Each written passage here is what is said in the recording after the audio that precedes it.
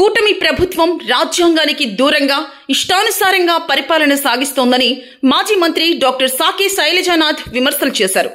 అనంతపురం జిల్లా వైఎస్ఆర్ కాంగ్రెస్ పార్టీ కార్యాలయంలో జరిగిన పార్టీ ఆవిర్భావ దినోత్సవ వేడుకల్లో ఆయన పాల్గొన్నారు.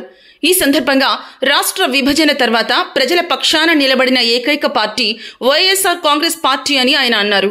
వైసీపీ అధినేత జగన్ ఎన్నో కష్టాలను ఎదుర్కొని ఒక బలమైన పార్టీగా మార్చారన్నారు. కూటమి అధికారంలోకి వచ్చిన తర్వాత ప్రజలకు ఏమీ చేయకుండా మాయమాటలు చెబుతూ ప్రశ్నించే వారిని భయభ్రాంతులకు గురి చేస్తోందని ఆయన విమర్శలు చేశారు. మీరు ఏం చేసినా మేము ప్రజా ఉద్యమంలో ఉంటామని శైలజానాథ్ స్పష్టం చేశారు. కాంగ్రెస్ పార్టీ ఆవిర్భావ దినోత్సవ శుభాకాంక్షల్ని ప్రజలకు, పార్టీ శ్రేణులకు అందరికీ కూడా తెలియజేస్తూ ఉన్నాను. విభజన తర్వాత ఆంధ్రప్రదేశ్ రాష్ట్రంలో ఉన్న పేదల యొక్క, దళితులు, బలహీన వర్గాలు, రైతులు, ఇట్లా అన్ని వర్గాల్లో ఉన్న అర్హుల యొక్క ఆకాంక్షల మేరకు ఈ పార్టీ ఆవిర్భవించింది జగన్మోహన్ రెడ్డి గారి నాయకత్వాన్ని.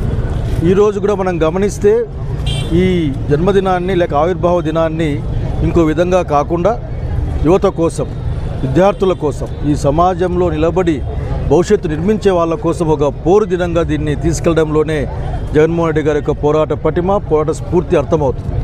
సో అందరికీ కోరుకున్నది ఒక్కటే, ప్రజలందరికీ కూడా ఈ రోజున రాజ్యాంగానికి దూరంగా ఎవరి ఇష్టానుసారం బుక్కులు పెట్టుకొని పరిపాలన సాగించే కాలం, ప్రజలకు రావాల్సిన ఏ మేలు కూడా చేయకుండా కేవలం మాయం మాటలు చెబుతూ చివరికి భయభ్రాంతులను గురి చేస్తూ బతికే కాలాన్ని చూస్తూ ఉన్నాం.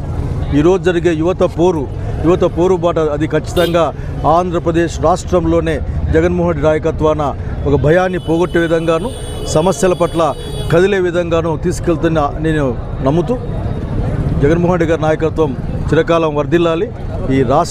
ఈ రాష్ట్రంలో ఉన్న పేదలు, అన్ని కులాల్లో పేదలు కూడా ఆఖరికి ధైర్యంగా బతికే రాజ్యం కోసం మనం అందరం పనిచేయాలని తెలియజేస్తూ మరొకసారి ఆవిర్భావ దినోత్సవ శుభాకాంక్షల్ని తెలియజేస్తా ఉన్నాను. నమస్కారం.